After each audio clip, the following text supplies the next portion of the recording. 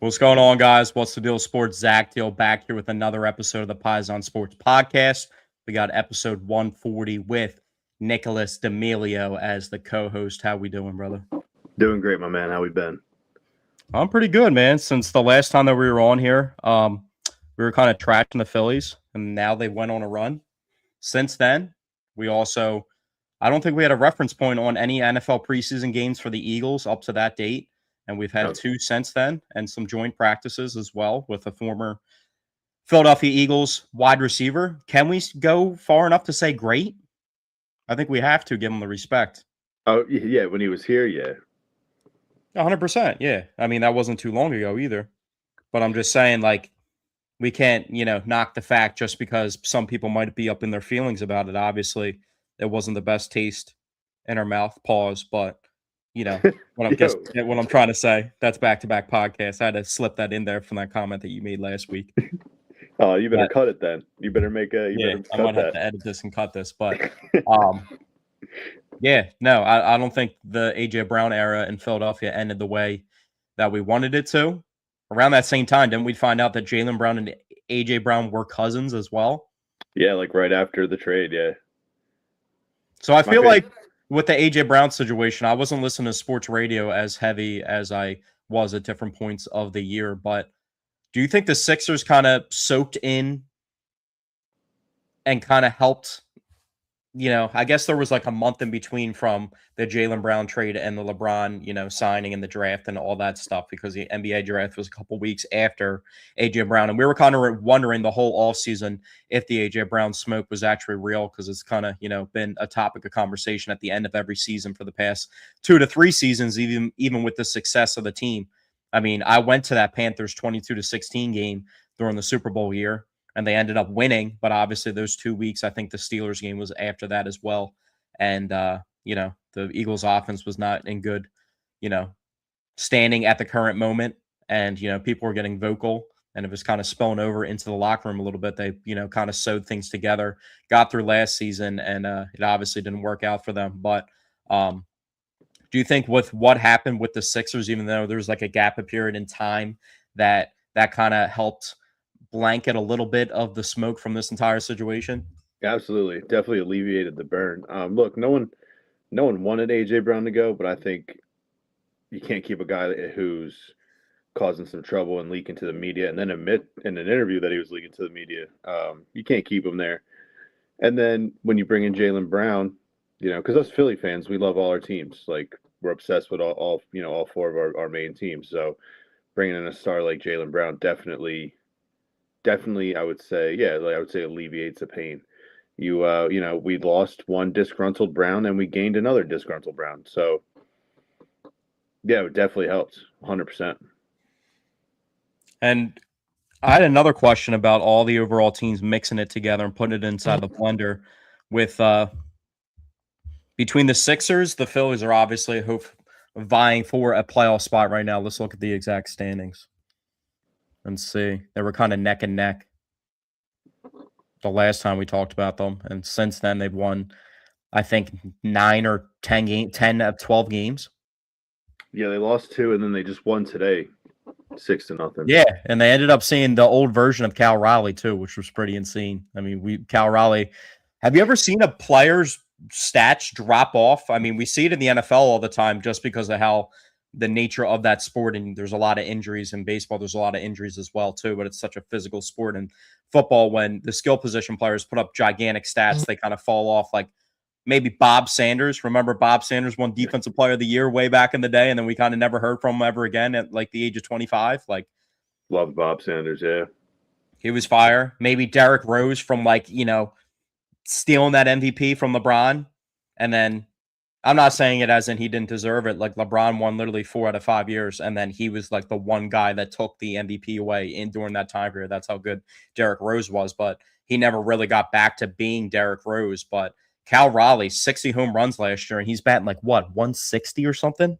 At one point, it was like 134. I have to think that is the biggest fall-off of all time. I mean, dude went from mashing it, and it seems like he just kind of ended up being a one-hit wonder. Of course, he comes alive in the series versus the Phillies, but It was 4 home runs and 4 straight at bats. You look at his season as a whole. Like, yeah, I think if not, it has to be the worst that I can think of let's say in recent memory of somebody who was at the peak winning awards to just.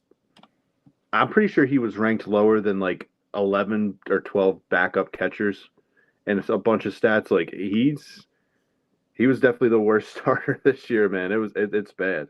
And it sucks when you don't win the MVP award. You come back and have a season like that, and you lose the MVP award to somebody like Shohei Ohtani, who every year is going to put himself in the MVP conversation. So that's your one, or excuse me, Aaron Judge, I mean, but that's like your one chance. Aaron Judge obviously was banged up this entire season, so he's not all the way up there right now, but Yordan Alvarez is like holding it down as like the Triple Crown guy, so he's probably going to end up winning that award. But when you get that close, it's kind of like the Jalen Hurts when he was that close to the MVP season. And I don't know if we're ever going to be able to see Jalen reach those heights statistically. But do you think in that offense, Devontae Smith, he's been banged up all training camp. He's obviously the guy that they're turning the reins and giving the reins to become that number one wide receiver, the former Heisman Trophy winner that we all believe he can be, because that's how talented he is. But what kind of stats do you see being his ceiling for this upcoming season? Do you think he can get to like a 9,500 plus catch season like he did with AJ Brown a couple years ago when that offense was completely lethal through the air and put up maybe like 1,300 yards and double-digit touchdowns? Oh, 100%. I have all the belief in the world in Devontae Smith. To be honest with you, I feel like when you look at rankings from like, the analyst or any of that, or, the NFL 100 or the players vote, I always think that I always think that he's critically underranked. Like, there's no way where there's 24 or 26 wide receivers better than him. I saw one guy had him 30th. Madden did just come out, and he did get a pretty healthy rating on Madden. He got a nice little boost. I saw that. He was rated higher than AJ Brown too, because that was one of the first things that I looked at. But the thing is with Devontae Smith, when we finally got him and moved up in the draft, the famous Micah Parsons trade, which at the time Micah Parsons immediately became one of the best players in the league, and we're like, oh wow, we're kind of shocked by that. Not that he couldn't grow into that, but that was obviously a great trade, and that kind of makes us feel a little bit salty. Brings up like the Jason Tatum, Sixers vibes from back in the day, hooking up our arch rivals with one of the best players in the league. But Devontae Smith's still on the Eagles roster, and Micah Parsons isn't anymore. So regardless of that, though, Devontae Smith, we all knew coming into the league he was going to be a very talented wide receiver, because that's all he showed in college, winning a Heisman Trophy, being one of the only wide receivers in the past 30 to 35 years of football to do that. He also wasn't putting up 1,000 yards in his rookie season as good as he played. And I know, they held him out just like the Saquon Barkley. They didn't let Saquon go for the rushing record. And that year in that last game, he could have, they had the playoff spot wrapped up. So they only played a couple quarters and they didn't allow him to go for 1,000 yards. He ended up with just over 900. With all that being said, the guy that's being looked upon to help him out the most is a rookie in Mekhi Lemon, who has also been banged up this training camp. That's going to have a learning curve in the NFL. Mekhi Lemon, it's usually tough for rookie wide receivers to go for 1,000 yards, even when you're as talented as Mekhi Lemon and Devontae Smith. And we already have seen it with, Devontae Smith himself in an Eagles uniform. Mekhi Lemon might have a better chance because he's really good after the catch. But we might need a big season statistically from Devontae Smith because of the lack of resources and help he's going to have around him. Oh, he has to have a big season. I think having AJ Brown, though, the last few years has taken some of the spotlight away from Devontae Smith to show the player that he is. The Heisman winner, all these awards that he's accumulated before he even stepped foot on an NFL field, and he's been proving people wrong his whole career. When he got drafted here, many people were saying, "Is he undersized? He's going to get hurt." He's been pretty reliable. I'm pretty sure with the hamstring injury, it's been told that if this was the regular season, he probably wouldn't even miss a week. They're doing some technical maintenance. I think I'm excited for some of the guys lower on the depth chart. Wicks has had a very good preseason and camp, and it looks like he's going to roll out the number 2. Elijah Moore, who's on like his 5th team, is finally showing what he can do as a wide receiver. Hollywood Brown, They gave him some I guaranteed think we've money. also seen that. How much does Jalen Hurts trust guys outside of? That's what's going to be interesting to see who he leans on. I think Dallas Goedert's going to have a really big season. Huge. There's also not really encouraging reports coming out about Eli Stowers, even though I kind of think it's really early on to be, being very judgmental about this guy. I know he was making a transitional switch position-wise. He hasn't even played tight end for that long. And transitioning from the pros, that might be one of the tougher transitions just because of how much more intensely physical it gets, because you really got to do a bunch of different stuff, especially as the tight end too. What you're being asked to do is going to be a lot different. So they might use him in like a hybrid wide receiver role.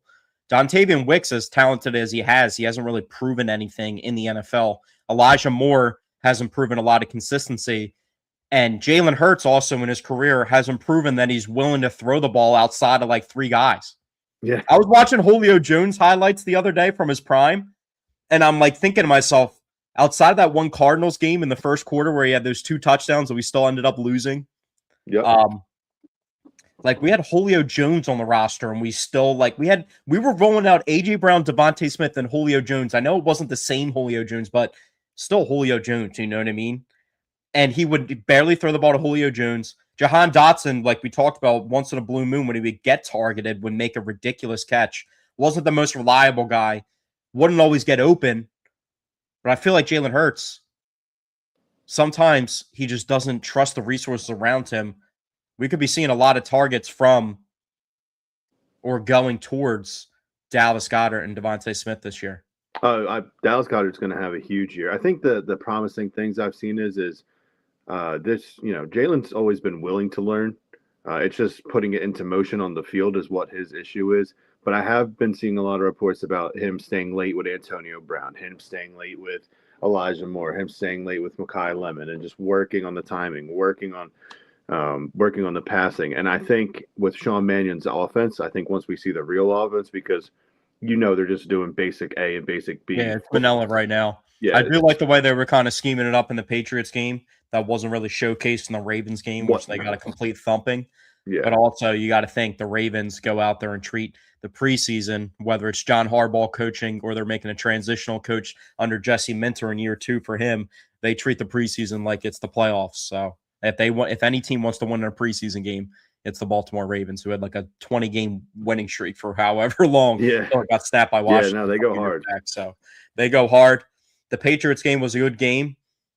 But also, that's kind of what always leaves us on edge and why I'm not going to hold Eli Stowers to like all this stuff. I know he's somebody that does play in preseason games when you're a rookie because you're not, in that role of being a Devontae Smith or a Jalen Hurts yet, which the Eagles of any team hold people out and don't play anybody in the preseason more than any franchise in the NFL. It's like, we're not nitpicking. Like, that is the truth. Like, you even see Patrick Mahomes in years past, like playing in preseason games. There was a clip of Tom Brady still being in a preseason game with Randy Moss in the third quarter way back in the day. So, back in the day, we used to get a glimpse, but it's felt like since growing up, since like we were early teens, that you don't get to see anybody. So that's also, with that being said, we don't really ever get a true telltale of what we're going to be able to get a preview of going into the season at all.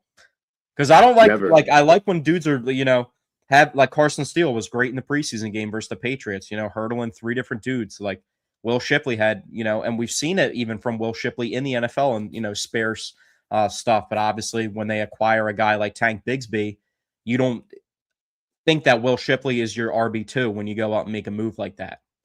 You know what I mean? Because Tank Bigsby, at the time when we got him, he was establishing getting carries in Jacksonville more so than he gets behind Saquon when he's a change of pace. He needs more carries this year, by the way. Throwing that out there. Yeah, 100%. But that's also another thing, too, is I always talked about before, it was interesting with how good A.J. Brown was with the ball in his hands. We never gave him a carry, ever. He had 0 career carries as an Eagle. Never had an ender out? End around? Yeah, and Devontae Smith, I don't think, has ever logged a carry for the Eagles, too. They also have never really thrown the ball to Saquon at all. And Saquon had, 91 catches as a rookie? Or 80-something catches as a rookie, something like that? So maybe Saquon could be one of the safety valves of him actually getting involved in the passing game. I think we kind of know Saquon's really not that good of a pass blocker. and pass production. So when you have him in there, he's not really going to be expected all the time to pick up the blitzes and do it well. We saw Tank Bigsby be able to pick up and slam Bobby Wagner and give a little showcase highlight reel for that. Even though that's kind of hold. I mean, is it not a hold? I don't like to poo-poo on highlight clips like that. Like when you see, but I'm such a traditionalist to the game. Like when I see a fire Deshaun Jackson punt return from back in the day, and I see like the Mile High Miracle when Jason Avant lands that crackback block to like spur the touchdown. It's like, bro, in today's football, I don't try to, traditional it to where I advance the game from a highlight clip to nows, and like in today's football that would be a penalty, but just in any football that like block was a penalty. You know what I mean? So like I don't try to poo-poo it like that, but that clip of Tank's Bigsby, that's holding, dude. He picked him up and slammed him, get him. That was a little wrestling silhouette. I guess now that I'm like playing it in my head as you're telling me, but yeah, he's like lifts them up like as if they're like he's like doing he just lifts them up and like literally flexes them, just doesn't wrap his arms around them. Yeah, but also that's with holding too. It's like if a guy's getting blocked and washed completely down the line of scrimmage, or even washed out to the edge when he's trying to set the edge in the run game, and the defender turns his back. And now the blocker that it was already engaged is blocking him in the back. That's not a penalty because that you forced that upon yourself. You put yourself in that situation. You know what I mean? So it can go either way. But I went off on a little side tangent there. But just NFL talk wise, anyway. I think for this offense, for Jalen to feel comfortable, because do we really expect like anything special from Jalen Hurts with his legs anymore outside of the tush push? I'm hoping. Honestly, I feel like that's an element that has like left his game, which was a gigantic part of his game. And I don't know how well that sits with him whenever he's tried to be a pocket passer in the past and adjusting to new offenses, because I think he does, buy into the program. But, are we expecting Jalen Hurts to rush for 700 yards this year? I don't know about 7, but I know Kevin Pachulia was a stickler about having him run. He did not want him to run at all. I think he does need to bring it back into his game. It definitely needs to slide. Took too many hits for my comfortability. It's just when you showcase that. I remember his rookie year when he first came in, those back-end games, and like some of those runs, like the Packers run and the Saints run from his rookie year, like he was like crazy dynamic. Then I remember when they went to the Super Bowl, he had the run versus the Vikings. It was like a 40-yard run. He gets hit at like the 5-yard line. He spins into the end zone, like dragging people with him. And he's not even the only quarterback that has shown that in the past. That I feel like a lot of people say it about Lamar now too. Lamar doesn't run as much as Lamar used to in the past. You don't want your quarterback to get hurt. And when they're able to sit in the pocket and throw the ball all over the place, that's cool. But at times, when you take one of their most dangerous elements out of their game, that's not something I feel like defenses really fear about Jalen Hurts anymore. No, they don't. And I do believe he needs to start running. And you're 100% right. It's everything to do with the injury. I think that's why coaches and offensive coordinators are trying to lean their running quarterbacks away from actually taking off. But just like you said, there's so many instances in Jalen's game where he's taken off on like a 3rd and 14, 3rd and 12, and kept the drive alive. But I think that Kevin Pachulia, maybe even Nick Sirianni, kind of rewired and reprogrammed his brain to, wait in the pocket, hold it out, and throw the ball. But that's not Jalen. He can throw. He has the most deep balls in the league, believe it or not. A lot of people don't believe that. He's not. If you look it up, he is number 1 on deep ball accurate. I know they did the tush push, and this is like jaded stats for the tush push, but 2021 first downs rushing 56, 2022 67, 2023 68, 2024 76, 2025 37. That's half as many first downs that he had the previous season rushing than he did. And I know the tush push is mixed in there, but in the early on in his career, we used to see him take off like a 3rd and 10 and extend the drive, like you said. We don't really see that anymore. And with me even saying that during the Rams game, with Saquon running all over the place, that's why the Eagles offense was so dangerous that year, and they were able to keep it simplistic. They had 2 of the better receivers in the entire NFL, which could beat you one-on-one at any time. They had a good tight end that can break tackles and is really physical. And then they had Saquon running all over teams. And then if you remember that Rams game, Jalen Hurts starts the game with a 55-yard touchdown run where he breaks 3 tackles. Yep. But it's not like I'm not, calling for him to have like these long home run touchdown runs. I'm not expecting that. He never really had the long speed to be able to do that. But I feel like, just the extension of like, drives, because sometimes it feels like in years past, even with the skill position players, like we would have Saquon on the field, we would have AJ Brown, we would have Devontae Smith, and the offense would just be getting so dry, and we would, have issues with 3 and outs. Yeah, and would break that up a nice Jalen run. I know I'm hammering the table for it this year. We want Jalen Hurts to run 20 yards again. Like I'm gonna find a catchy slogan and I'm gonna run with it. Post it on all the websites. You need to be better with your words that you're using, because last week that we were on the podcast, or 2 weeks ago, you used some choice words that were a little bit. Hey, it happened to you too. It happened to you. It happened to you earlier today. Yeah, but this was a popular saying. You kind of were just going on a tangent, like you were creating stories out there, or whatever, about Rita's water ice getting you too excited and, crazy stuff going on. But yeah, that's all I can really say about that subject. Is there any other coach in the league that does that, though? Like, just brings in a Rita's water ice truck. He's like, hey, good job killing each other all practice. Well, didn't the Chiefs got Andy Reid a hamburger inside of like a shoebox? Remember that video from a couple years back?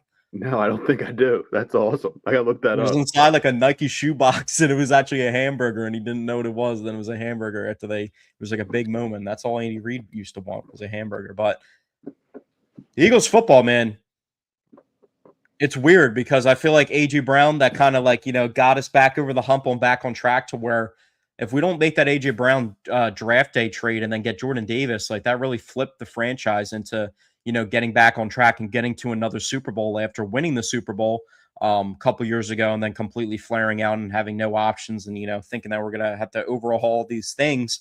And then they make 2 Super Bowls. Then I feel like AJ Brown himself as a player was so impactful to this team and led to such instant and high level success that this really does usher in a new era of Eagles football within like the time period that he was an Eagle to him not being an Eagle now. Oh, no, for sure. I mean, look, at anyone who says that, this team is better without A.J. Brown's a liar. A.J. Brown's, to me, is still a top 10 wide receiver. Unfortunately, I also believe he's a bit of a diva. But you know what I'm trying to exactly say by that? It's like in the early 2000s when we go to 4 straight NFC championships and we have Terrell Owens on the team that gets us over the hump, and then he 7-game season the next season, then he's out of there. We had that like looming time period after Terrell Owens where like the team was already good, and then that got them over the hump. But it was like from 2000 to like 2005 was its own time period of like prime McNabb.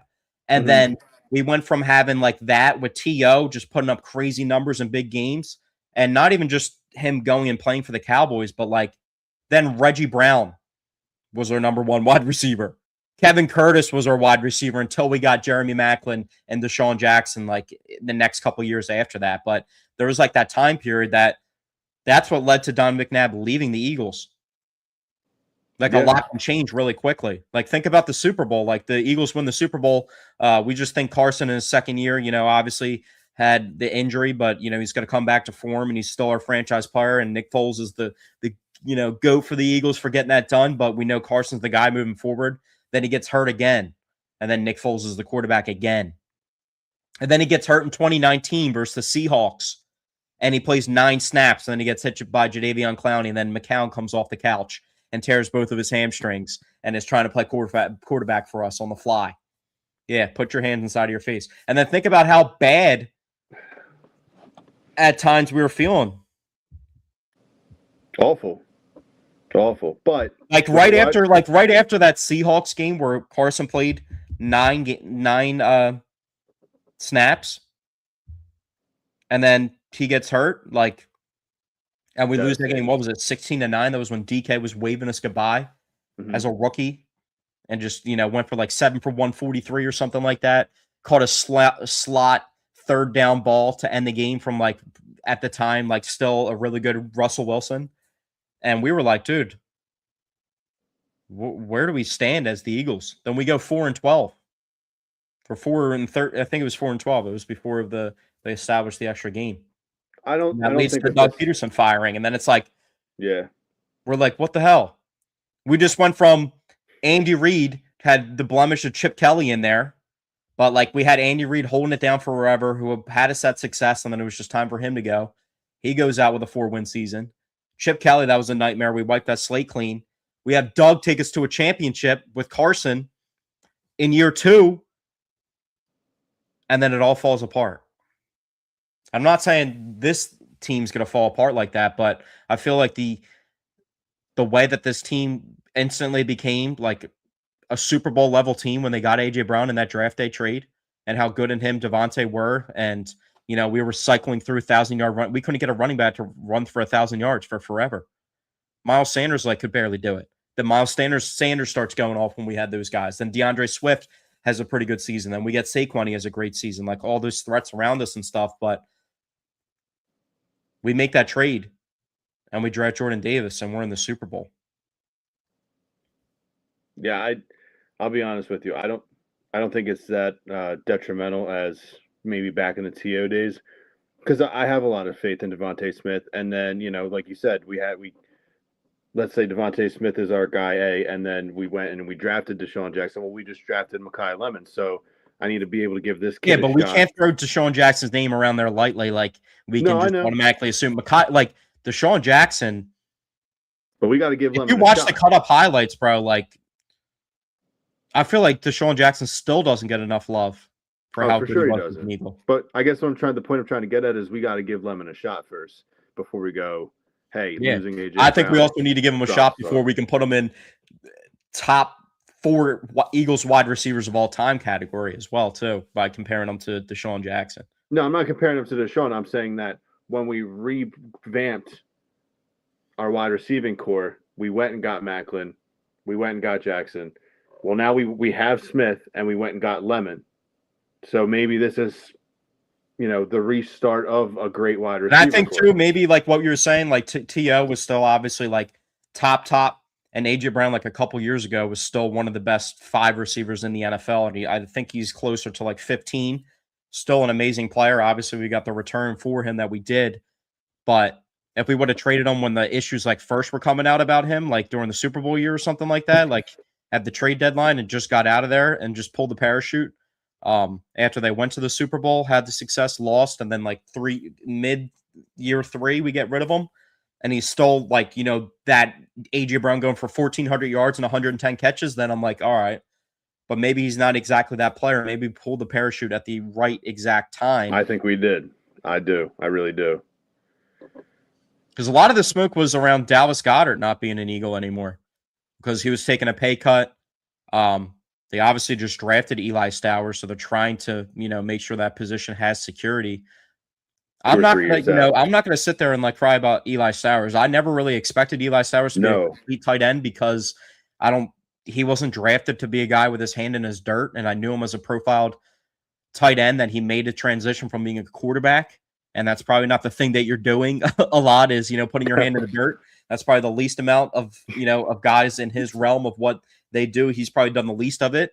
Great athlete, but I never had the expectation of Eli Stowers being like a full, complete tight end that's like not just a receiving tight end. Like a receiving tight end like him, if he reaches the ceiling, can be a tight end 1. But like with Dallas Goedert, we kind of saw early when they drafted Dallas Goedert and they got him in the second round to move up to get him.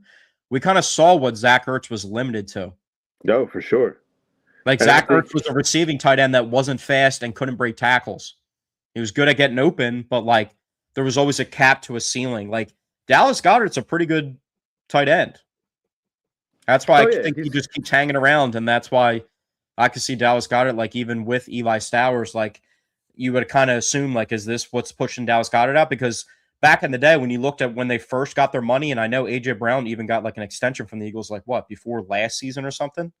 So it was like, and then now he's already off the roster. But originally when the books first came out and A.J. Brown was on the team and signed their first extension, it was always going to come down to be a decision between the money that Dallas Goedert was making or AJ Brown with all the money invested in their offense. And we kind of knew they weren't going to move on from Jalen with the amount of success that he's had.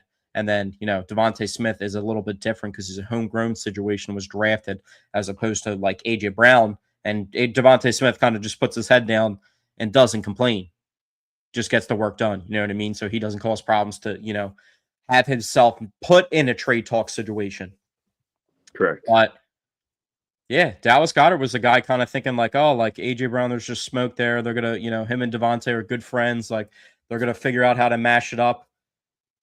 It kind of was crazy too when you think back about that like FaceTime call of Jalen Hurts and AJ Brown from back in the day, them laughing and stuff, and like how quickly that type of, body language between them fell apart. I never read too much into like their personal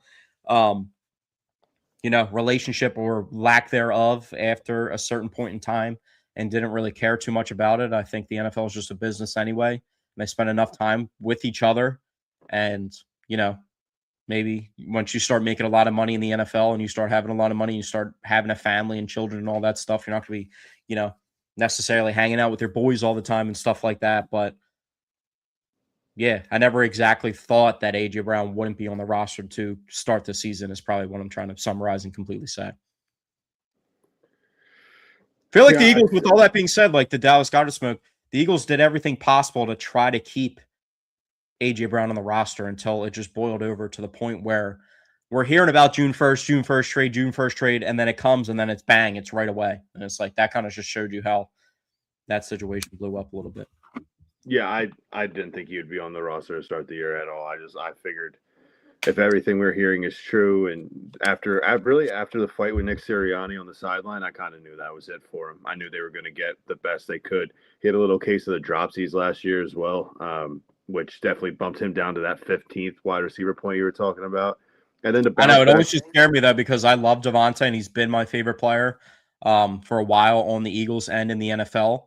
And even with the confidence that I have in him, the game after the Super Bowl year when we lost to the Tampa Bay on the Monday night game and we got completely thrashed, like when AJ missed that game, I knew we had any chance to win. And Devontae still had a great game, but that just showed you how bad our offense was. And that kind of like, I have nightmares to like Devontae out there putting up 120-yard games and a touchdown and like 6-7 catches, but us down 15 points. You know what I mean? I feel like I've seen that every time that AJ Brown hasn't been in there. We just don't have enough around us. And I have PTSD to where like growing up, like we got Todd Pinkston, who at the time was one of my favorite players, but like Todd Pinkston is who we had to rely on. Like James Thrash, like I told you, Kevin Curtis and Reggie Brown at times, like Greg Lewis. Yeah, I mean, Greg Lewis, we kind of always knew Greg Lewis was that guy, but the guys they forced into like the top wide receiver roles that we knew weren't the guys. We had Jeremy Maclin and Deshaun for a little bit of time, which was cool, but like we had times where like Jordan Matthews was our number one wide receiver. Zach Ertz is getting 117 catches in a season. Like I just was so fearful of that. I guess maybe that situation where when they drafted Mekhi Lemon, I kind of knew the jig was up. But if they wouldn't have drafted Mekhi Lemon and then, traded AJ Brown as well, then I'm like, I'd be worried. Easily went that route too, because they got Tavian Wicks for a good price. They think he's a talented player. Devontae's obviously good enough to be a wide receiver one himself. And then they signed Hollywood Brown to decent money, and he's a former number one overall pick with big speed. They could have easily tried to run it like that, and I'm glad they didn't. Yeah. I think Hollywood Brown's due for a bounce back year too. I want to see I want to see the Ravens Hollywood Brown this year, baby. That's what I want to see. I don't believe in the smoke that Elijah Moore is going to be able to like do anything significant for us. No, I mean he's a guy. He'll make the team as the fifth wide receiver. We need a Quez Watkins season, bro. He's back on the team. No. Listen, I'm not saying we need Quez Watkins to do the job for us. We need somebody to get us 600 yards as our wide receiver 3, like Quez Watkins did in 2022 in the Super Bowl. All right. Not what he did in the Super Bowl when he dropped that one pass. He dropped like 3 passes versus the Patriots. He's on the team, 600 by the way. yards. He was so underrated. Remember that 98-yard catch he had versus the 49ers? Yep. I just real quick before we change gears or go on to the next topic, I want to bounce back to what you said about Eli Stowers. I don't think I obviously anyone who's saying he's not going to make the team's an idiot, but I don't think he has any contribution this year. I think this year is pretty much like a healthy redshirt year where he's just going to learn. And like anyone who expected anything from, I know like they took him with the second round, but anyone who expected anything from him doing a major position change and can't block, and like you said perfectly, has never put his hand in the dirt. He was a quarterback. He needs some time to catch up, and I think it's going to take him the year or maybe half the year. But I'll tell you what, Howie loves. I think just real quickly to interject, I think when he's in the game, he's going to be a threat to catch a pass, and it's going to be like that. You know what I mean? Like there's not going to be a deception to where you can sneak him in the game and he's putting his hand in the dirt and you can expect him to like land a block for you that's going to spur you. You know what I mean? Especially with the way that Saquon runs too, is like Saquon's trying to hit a home run, and if he's not able to set the edge as a blocker, they're not going to put him in that situation. But I think he's going to be able to contribute. He's so talented that he's going to be tough to match up with, just like he was in college. It's just when you're labeled as a tight end and you're put through a bunch of tight end roles, that's what you're going to see. And Dallas Goedert's not going to be playing in the preseason. You know what I mean? So he's got a lot of focus on him and more so the role that he might not even be playing. And that you said a part of the offense being Manila, maybe that's the joker up the sleeve for the Eagles, where we're like wondering where I talked about this before on a podcast, couple episodes with you, and I was saying maybe that's the joker up the sleeve is like Eli Stowers. We're looking around where the production at the wide receiver specific position is going to come from to combat the loss of AJ Brown, but really it's going to be from the overall wide receiver room, and the tight ends are going to have a huge part in that. And Eli Stowers, with the way that he's able to match up and play different roles, can be that guy for the Eagles. Hey man, I would love to see it, but personally, we know how he loves to wheel and deal. And last time during the preseason, before the last game, he made 3 trades. I'm telling you what, don't be surprised if they pick up a backup tight end. I thought you were going to say I'm already trying to trade him, and I was like, no, you're crazy for that. No, a backup tight end. I'll tell you who. I'll even. We've had some luck with guessing on this show, like with LeBron and Alex McFarland for the Phillies. So I'll even throw a name out there. The Rams have 5 tight ends. 5. 2 were draft picks. 1 was the second round this year. 1 was the third round last year. They have Higbee, and they have Jay Ferguson. Yes. They also have a kid named Dennis Allen, who's a third-round pick. He's about 25, and he's not bad. He can catch and he can block. Wouldn't be surprised if he's an Eagle, how he gets him for cheap. That'd be crazy. They specifically pick him up. I think Tanner McKee, we talked about it before, could be the guy. And they're giving Andy Dalton the chance to like take that second quarterback role. Yeah, I mean, he's got it. Yeah. Dude, what's his name? Peyton, my boy. I throw the lefty in there. He's got some skill, man. He's definitely the development quarterback. That's like the one thing like I can never buy into though. That's why it was tough for me to buy into Tanner McKee. He looks good in the preseason, but like quarterback is like the most monumental jump that you can make to where it's like the level that you're playing against. Like you could be playing in the preseason balling out, but like once you play against a third team defense and then you start playing against a second team defense and then you play against a team's first team defense, that's where you see the levels to the game. That's why I get nervous about, trusting that. Like, we can't expect, and I don't think we ever would expect them to make Peyton a backup quarterback, especially as a rookie. That's just not what the Eagles do. But if any team's going to hold 3 quarterbacks on their stock roster going into the season, the Eagles are going to do that. So somebody's got to go. I think Tanner McKee's probably going to be the guy that's going to, get sent out. You think? I'm thinking Dalton, bro. I don't know. Dalton just looks washed to me, man. He just doesn't look like he has it.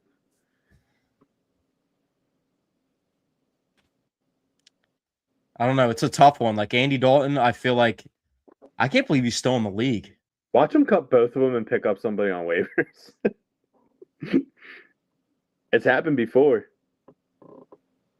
But like, didn't we think Mariota was ultra washed too? And like, we weren't really ever nervous about that. Jalen does get a little bit banged up and maybe miss a game here and there, like the close to MVP season that he had. But like, It's always we haven't had like a big game where Jalen's been out in like a big spot where like the season's on the line with Jalen as like the going into the season starting quarterback. Like we haven't had that moment yet. No, we've been blessed, man. We really We've had AJ Brown miss like games, and it's like really hurt the passing offense. We've had Devontae miss games as well, but we haven't had a quarterback situation since Jalen's taken over to where it's like really been a meaningful spot. Like maybe like us trying to get the 1 seed or something like that for a season, but not like to where it's like the playoffs are on the line and it's like week 11 and we don't have our starting quarterback, and it's like we have to turn to like an Andy Dalton for a full game. You know what I mean? We haven't had that, so I feel like they've been trying to manage for this situation, but you really don't know what a guy has. You can always trust Andy Dalton to like, you know, have the IQ to be able to keep you into a game. But, you know, also with today's league, you need somebody that can actually like throw the ball. You can't throw just the ball.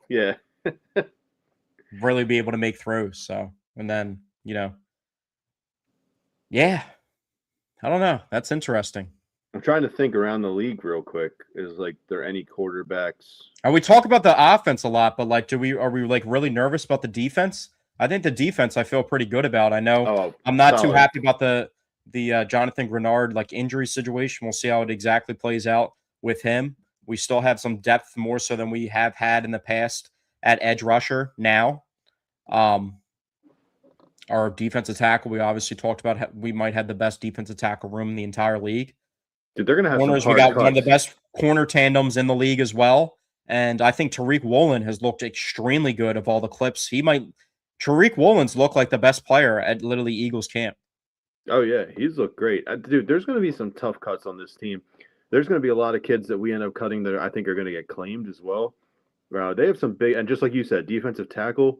I mean, there's some guys on the bubble like Gabe Hall who's played well. I mean, Ty Robinson pretty much saved his career with how he's been playing in the 2 preseason games.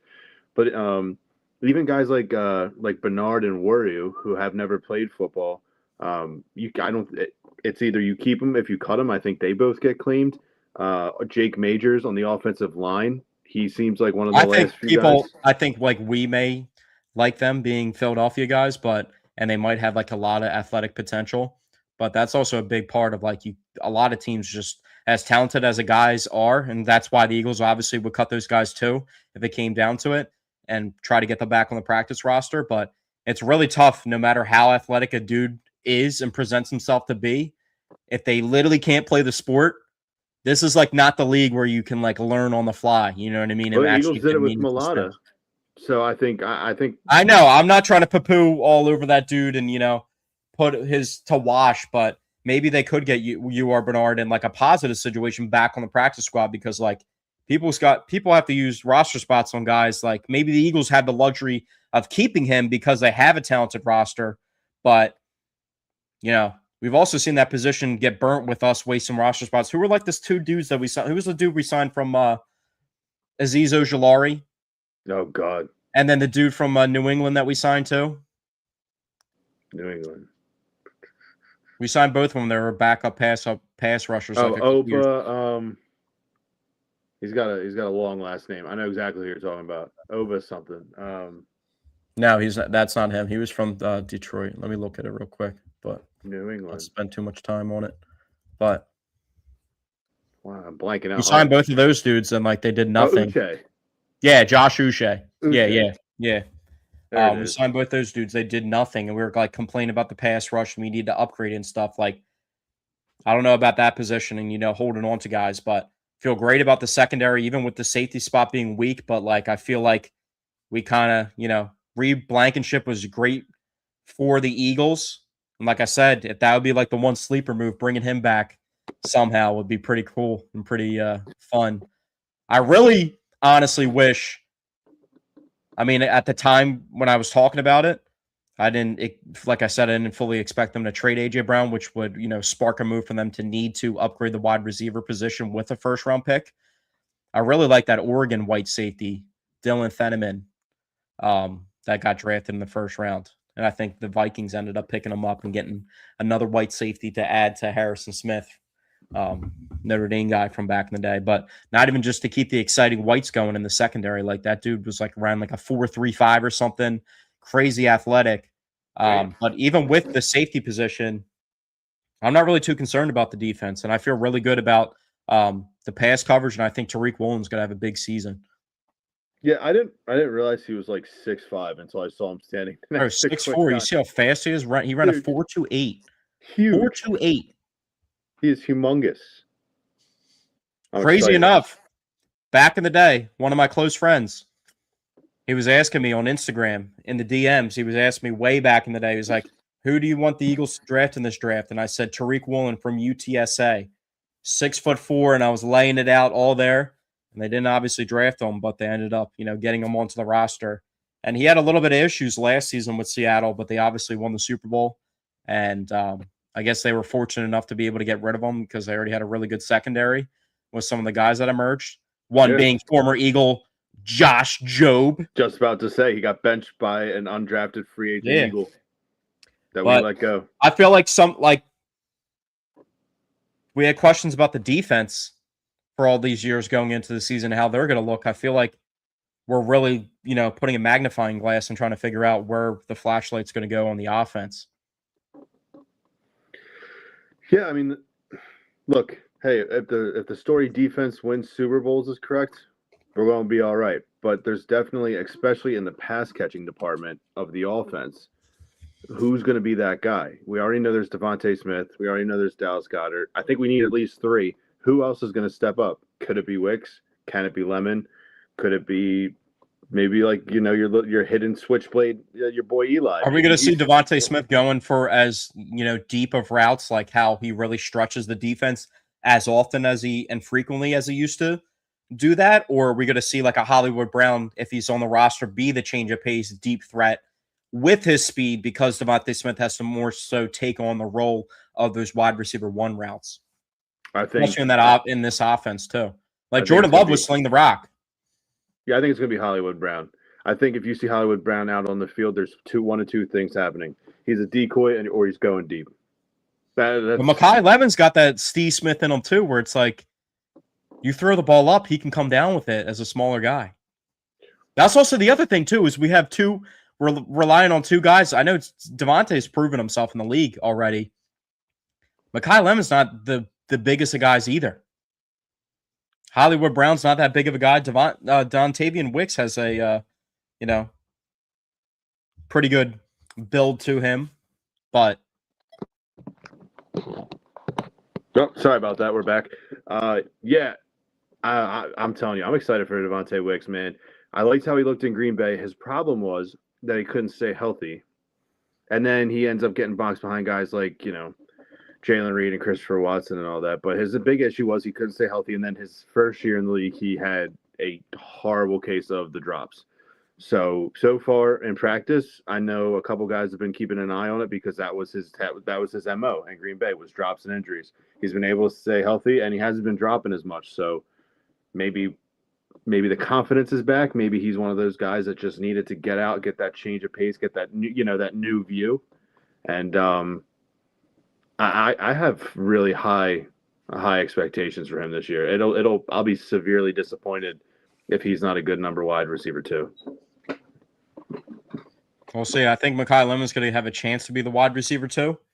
I think Mekhi Lemon, he's going to come out swinging.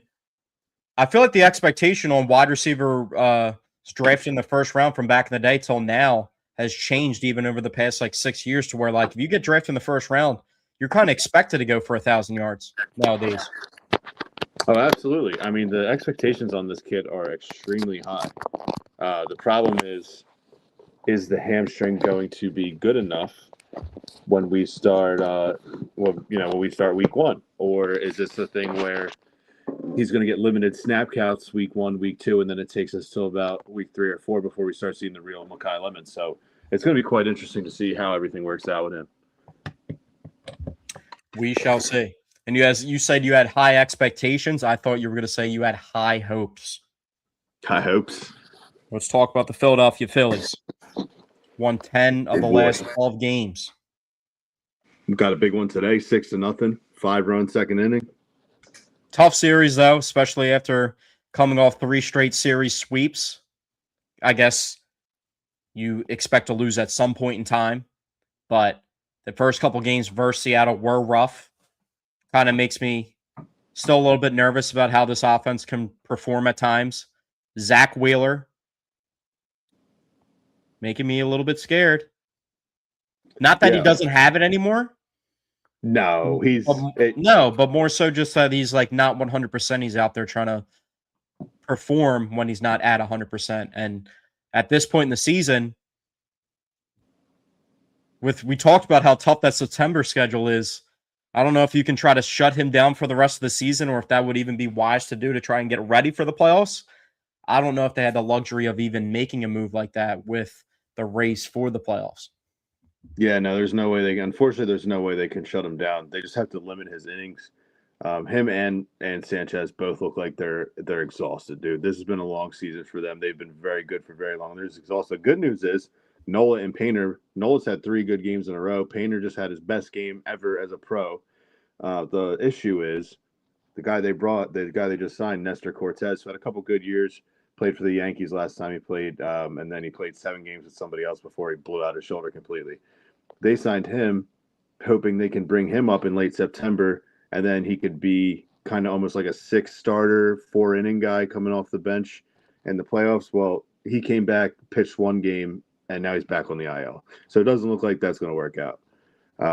So unfortunately for our boy Zach Wheeler, it's just going to have to be maintenance. It's going to have to be extra rest, extra ice. Well, I think Andrew Painter's going to have to take on that role.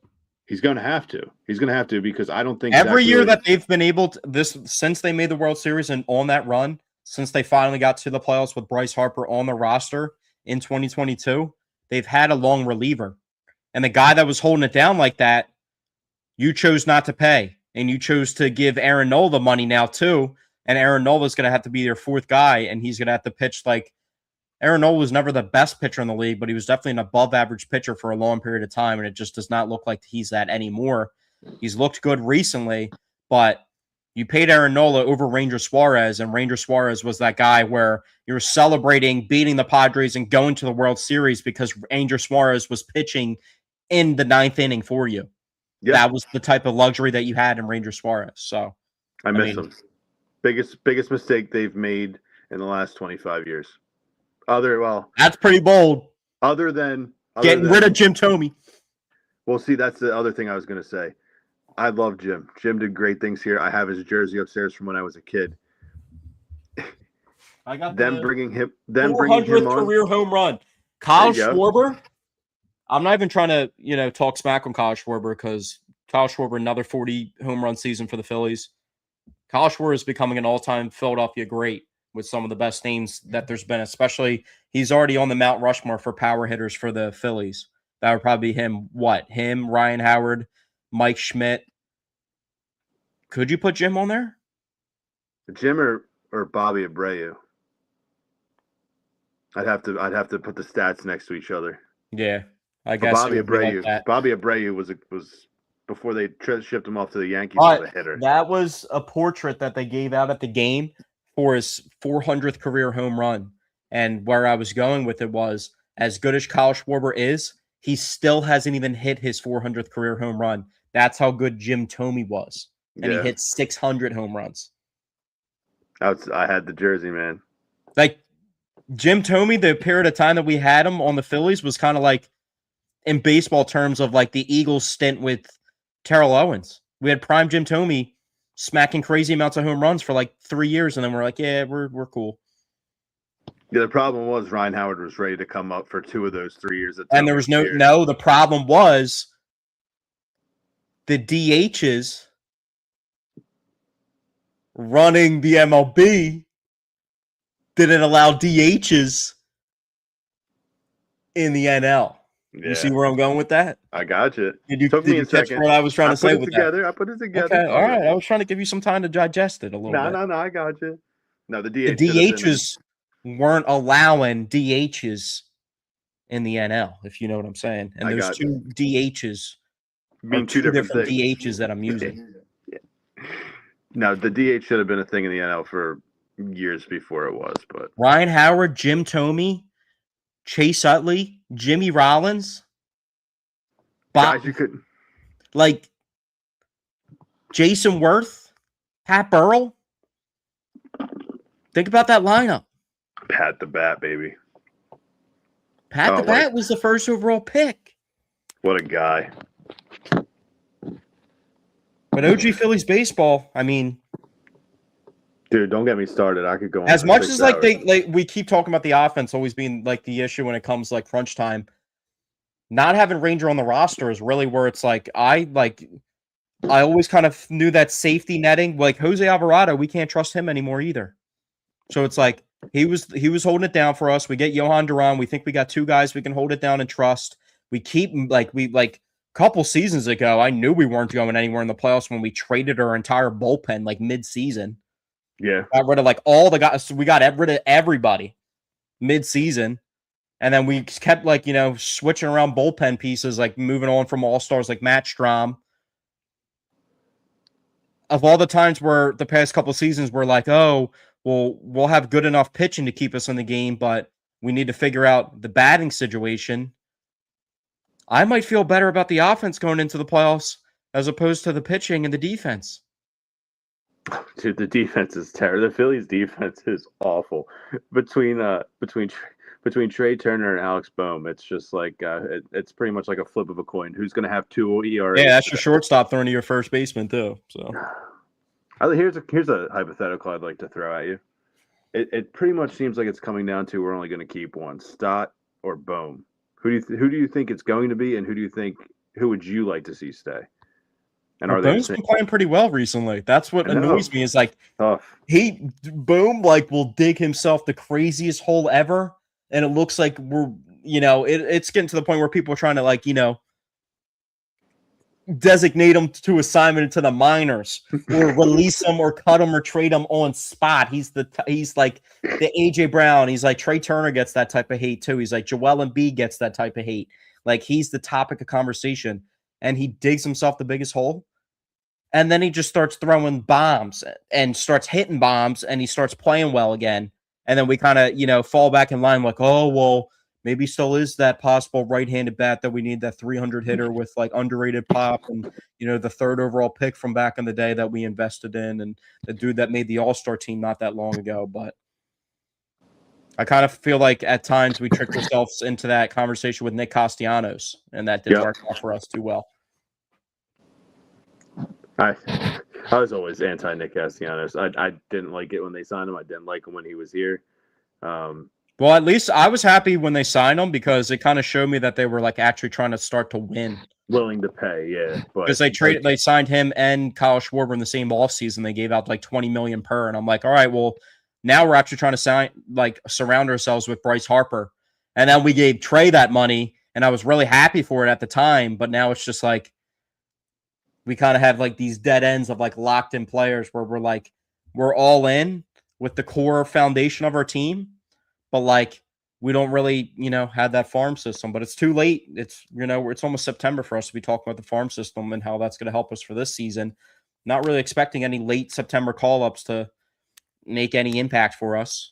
The guy that was the only guy that could do that would be Alex McFarland. He's already up on the majors, making a little bit of a name for himself again. So the young goat. We'll see. Andrew Painter's going to have to come up huge for this team come playoff time, though. But I feel decent about the offense. I don't know if I like Luis Arias in a playoff game batting fourth. I think maybe he goes up higher in the offense. Also, Trey Turner. It's been bat like 159 in the past however many games, too. Like, he's stinking it up. And I feel like that would happen with Bryson Stott, too. It's like, what Kyle Schwarber is. 250 hitter. Like, we'll hit you 45 home runs. We'll hit some big home runs. Usually hits multiple home runs in games. Kind of like how I think the last time we did the podcast was actually the farm game, the Field of Dreams game. Yep. And he hit 2 of them, even though he got a little bit of help from the outfielder. But hit the walk-off home run. They're down 4-0, down to their last out in the game. They figure it out. Another guy that's going to come into play come playoff time that needs to step up. I think he's the first bat that might see pinch hits. I don't know if he's going to, get outfield time in a start or anything, but I think we can definitely see him on the roster. And maybe we thought Rincones could be this dude from how he performed in, the what's his name? I'm thinking about spring training. But Brian De La Cruz, I think, might be our bench bat. Oh, he's pretty serviceable. He's been doing pretty well. You got Sosa off the bench as the utility guy who still makes an impact, who we could always bench Alec Boehm or Bryson Stott for. You kind of know what you're going to get with that. But, I mean, at least he's reliable. He's like fringe starter level talent. So, like, that can never really hurt you. But they don't really have a guy off the bench that we can always, like, trust with a bat. Like, we already moved on from guys like that in the years past that couldn't get it done. And maybe they get it done for other teams like Cody Clemens now. But, Brian De La Cruz. We don't win the 07 World Series without Joe Banton going deep. Matt Stairs. Matt Stairs. One at bat. You need a guy like that. Yep. There's teams around the league that have guys like that. Matt Stairs wasn't he like 40? He was old as hell when he hit that. Matt Stairs is a beast. Into the Night Sky, that was one of the best. Beautiful. But yeah. I didn't even know he was on the team. I had no idea. When I saw that home run when I was a kid, I didn't even know he was on the team. I was like, who's this guy? Sometimes I forget about who the third baseman for the 07 team was, because I feel like that was like the only position that the Pedro, right? What? That was Pedro Feliz? No, it was like Brunt. Wasn't it Eric Brunt? I thought Bruntlett was the utility guy. He was the Sosa. I think Pedro Feliz was the third baseman. But he was the only dude who wasn't a star. Let me know if I'm right. I think I am.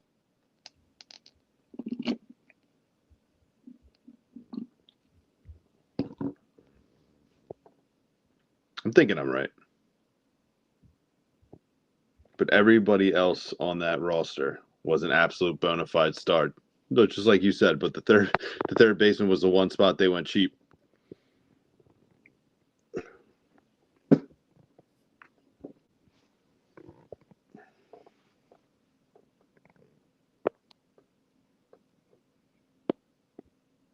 I think during the regular season, Eric Bruntlett played like 120 games, but come playoff time, I forget who the third baseman exactly was, but yeah, they had it down. They had all their hitters. We knew who was going to produce on offense. We randomly got a contribution from like Pat Burrell and Jason Worth on top of it too. And then Carlos Ruiz would kind of get those like big catcher hits for us. And that's kind of like what Jake T kind of does for us. But we need Alec Boehm to be that like Alec Boehm's just got to step up and realize like how important he is to this team. I don't know what's up with him, man. He's one of those guys that, like, and you pretty much nailed it on the head earlier. I'll give you all the credit in the world. Like, you just keep waiting and waiting. You're like, this is it. This is it. This is the year. This is the year. I think after this year, I've finally given up. I think I've given up. It's just not going to happen. He's going to be a 240 guy. It's just what it is. Yeah. 240 guy and lead the team in it. Well, as long as Trey Turner's on this team, he won't lead the team in errors, but he'll be second in errors. So that's just what he is. I don't know how long they're going to be running this experiment with. Harper does look good in right field, and he looks like a natural right fielder. But one thing I can tell you is Alec Boehm is not a natural not a natural first baseman. I can tell you that. And he looks goofy trying to play the position. Schwarber looks better playing first than Boehm does. I know, when they snuck him in there. They went to the World Series when they had Schwarber in the outfield, too. Don't forget that. Yeah. Yeah, I think, was it 2 or 3 games ago they had Schwarber at first and Bryce DHing. I think it might have been one of the games they lost against Seattle. But he didn't look terrible over there. I'm not like, petitioning for him to be put back into the outfield, but do you think it's kind of blown out of proportion about, saving gas in the tank for him to go all in on offense and hit bombs? But like, he still really could be playing defense for us, and maybe we could have got out. Because like, if you get like Kyle Schwarber had a couple teams interested in him, but a lot more teams would be interested in him if he could play both sides of the ball in free agency than was in this past free agency. You know what I mean? So yep. I feel like with that being said, we could have, maybe upgraded and gotten a DH for a cheaper price. And we were kind of like so caught up on like, who's going to play in the outfield next to Brandon Marsh? Like, even Brandon Marsh was getting platoon not that long ago until he had his all-star. Like, our outfield was such a mess with Castellanos, Marsh, and then whoever we would else throw out there. But we had a dude that was we had two dudes the whole time that were capable of playing in the outfield that just wouldn't play there. Yep. Bryce Harper and it's Kyle Schwarber, our two best players. But maybe get a first baseman for cheaper, and then you can get a star outfielder for. And then, then keep Bryce and at right, and then Schwarber DH. Like, what do they do if it doesn't work out this year? You do the Luis Arias trade, and it just it just doesn't lead to you getting over the hump of where you want to go. Oh, they're blowing it up. Bryce, another year. Do you keep him in the outfield? Alec Boehm, that situation is just deteriorating. I don't see it getting better. I don't see like a situation where the Phillies lose a playoff series and Alec Boehm's performing, but other people aren't. I feel like that'd be a peculiar situation. You know what I mean? I feel like that's not something we would really see. He might be the topic of getting moved on from. Trey Turner isn't having a great season. He's locked into that big deal. Kyle Schwarber's going to be going into year 2 of a big contract, smacking home runs, but he's still not somebody that, if you would consider Kyle Schwarber at times your best player, that's not enough for you to win a championship, a style player like him.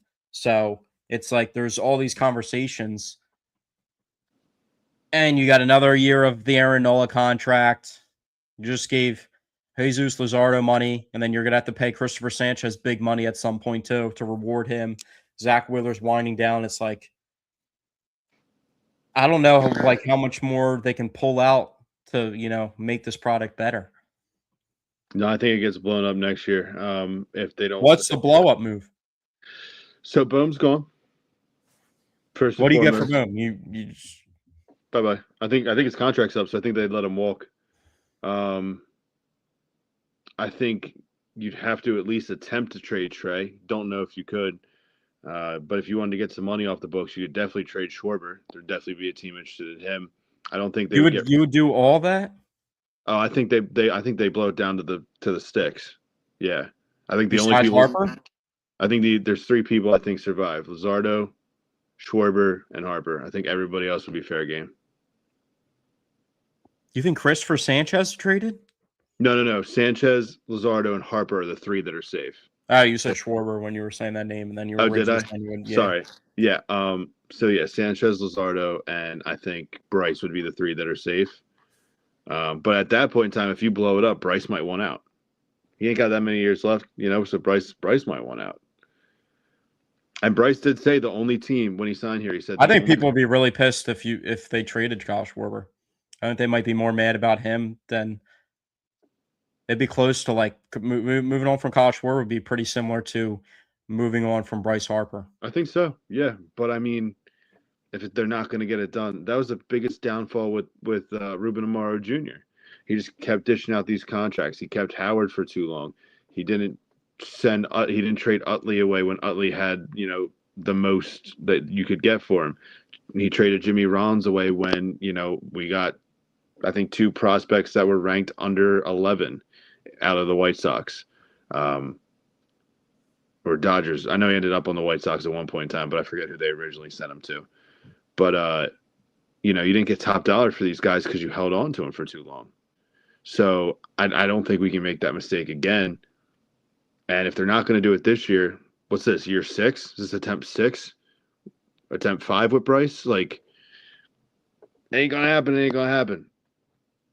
These dudes are just getting older. This is what, year 8, 2018? Something like that, dude. They're just getting older. I think you have to blow it up. I don't think you have. I think blowing it up. I think the condensed version of doing that, you could try to get rid of Aaron Nola off the books. Try to get rid of Trey Turner. Try to get rid of Alec Boehm. Maybe have to like package Justin Crawford in a trade to get something back if you want to package one of those players to get something back in return. But I can't really see them taking themselves out of like complete competitive competing market because I don't really see that. And I also think the influence of the other teams in Philadelphia kind of says that too. Like when all the other teams, like we had a miserable like 2015 stint when everybody sucked. The Eagles sucked. The Flyers sucked. The Phillies sucked. The Sixers. The suck wasn't even a word for them. Hey, but it's different for everybody to suck at one time, or like the Flyers to suck while all the three most competitive teams and like, the Sixers were so bad at one point in time, but like basketball, a team when they tear everything down and try to build back up, it takes a while for the product to get there and they're really bad. But the Eagles never put themselves in that consistent New York Jets style of just being the worst team in the league on repeat. I don't think the Phillies want to be the team to completely blow everything up and be the Philadelphia sports team with how good all the other teams are and be the lone team that sucks. I don't think they can afford to do that. I think people will be really, really upset with that. I mean, it'd be tough, but I guess we're already running on fumes too. Like Don Mattingly's not supposed to be coaching this team at all.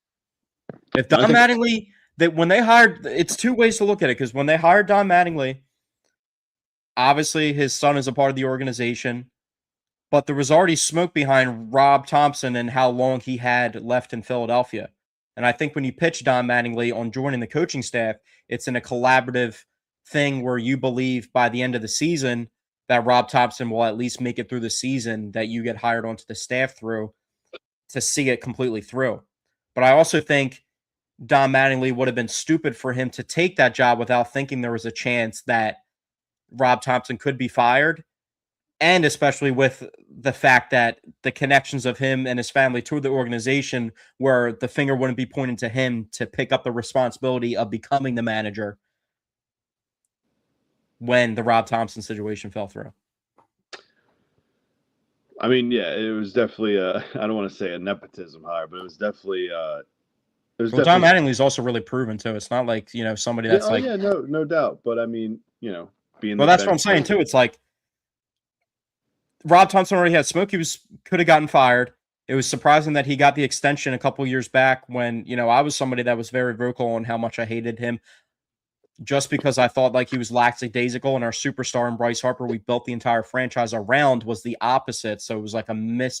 There wouldn't, the message would just, there would be a disconnect at times. But I think Don Mattingly, when he gets hired onto the staff, if he wasn't, aware of the situation, how, I don't know if, he becomes the manager, but there's a situation where Rob Thompson could be fired and the finger would be pointed at him to become the coach. But with all this being said, I kind of think everybody knows Don Mattingly is not going to be the manager next season. No, that's also a big part about the whole situation as well. I believe it's going to be Alex Cora.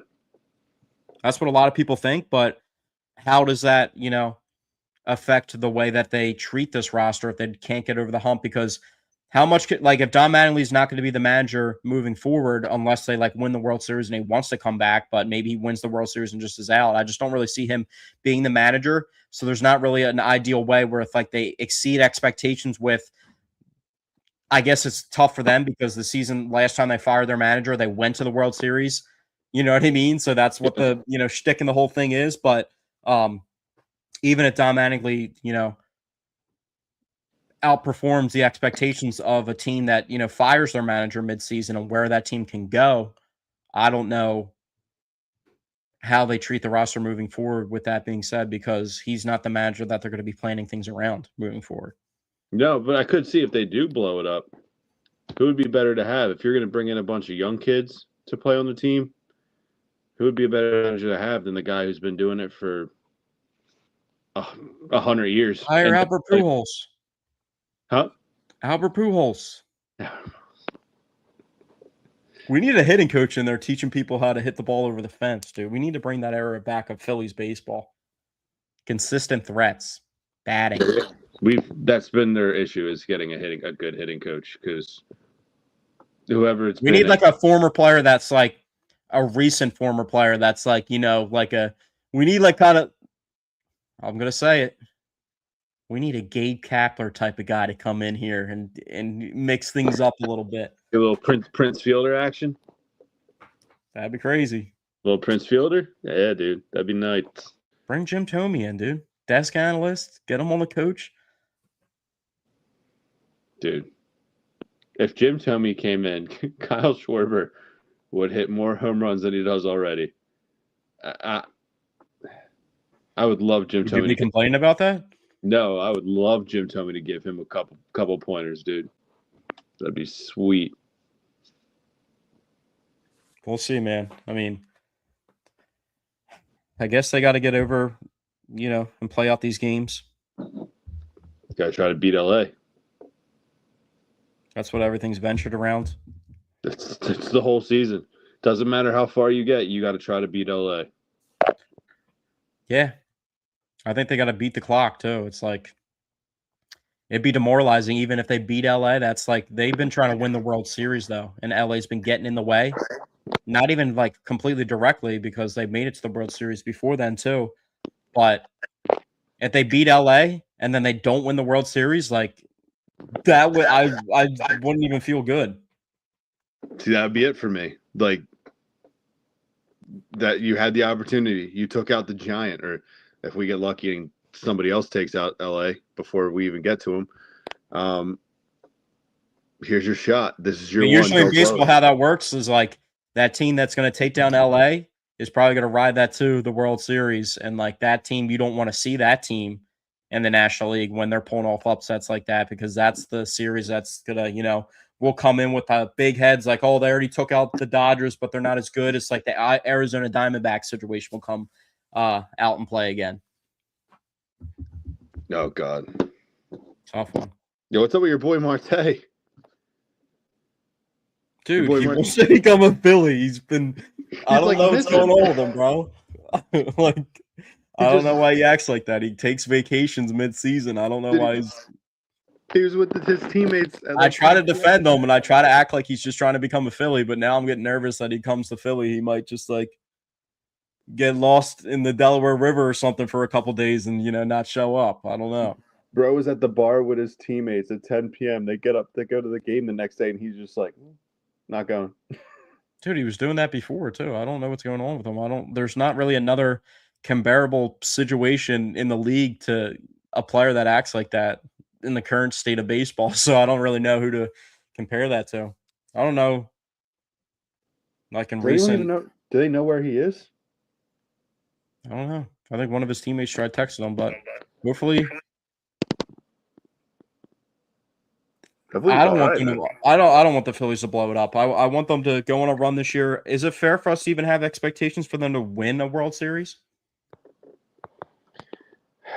I mean, yeah, that's got to be the ultimate goal every time you play. It's just I haven't seen it from this team. The inconsistencies are too much for me. I don't see that. I just don't see us having enough pitching. See, I'm the opposite. I don't see the hitters that need to be hitting. Like Trey should be hitting. Alex should be. Well, Alex is hot now, but it lasts for like 2 weeks and he falls back into his hole. But Alex should be hitting 24/7. Bryce should be getting at least 2 hits a game. Schwarber should be hitting a home run a game. Like, I don't see it with Trey. And Brandon Marsh, who kind of covered for Trey in the beginning of the season, he's kind of cooled down a little bit. Crawford's been great, but he hits singles. He's a singles guy. He's got some. I don't like Brandon Marsh making an all-star team, and then even with my boy coming over and Luis Ariz, why is Brandon Marsh making an all-star team and then find himself batting 7th? That doesn't make sense. You put Alec Bohm in the 5 hole,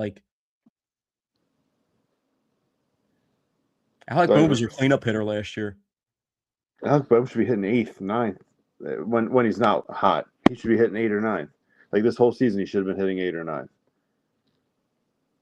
Yeah, man. Bryson Stott, who hits 9th 90% of the time, was absolutely killing. I think he's still killing it. Does he still have the highest batting average? I have to check. He was at 273 2 weeks ago. The kid who's not supposed to hit, the kid who they brought in for the defense. You know what I mean? It's just yeah. It's stressful. It's stressful, and that's why I think if they don't win, blowing it up. I know we disagree, but to me, blowing it up's the only option. We'll have to see. You got any Sixers random tidbits? We're kind of in the dry part of the NBA season. I know. I like seeing LeBron more Maxey minor trades. But as for the Sixers, we haven't really heard any news. I think they still got that last roster spot open too.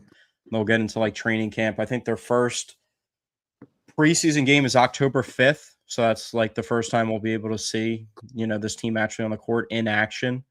I think they still have that last roster spot. Kevin Love was asking for that last roster spot. No. Ben Simmons or Kevin Love? Dog, I take Ben. I know. That's a tough one for you because you're a Ben hater too. Kyle Lowry. Do you think Kyle Lowry he retired already, didn't he? Like officially actually did retire? Because I know he was mad when the news got leaked not on his behalf about that situation, but I guess he did officially retire. Always like having a smart dude that can, go take some fouls for you on the back end of the bench, but I kind of want like a Ben Simmons type player, like a defensive enforcer. Like we got enough offense. Got like 6 dudes that can score 20 points. I mean, loaded up with defenders. So, but that's going to do it for the Paisan Sports Podcast today. Thank you guys tuning in for episode 140, and we'll be back for you guys next week. Peace.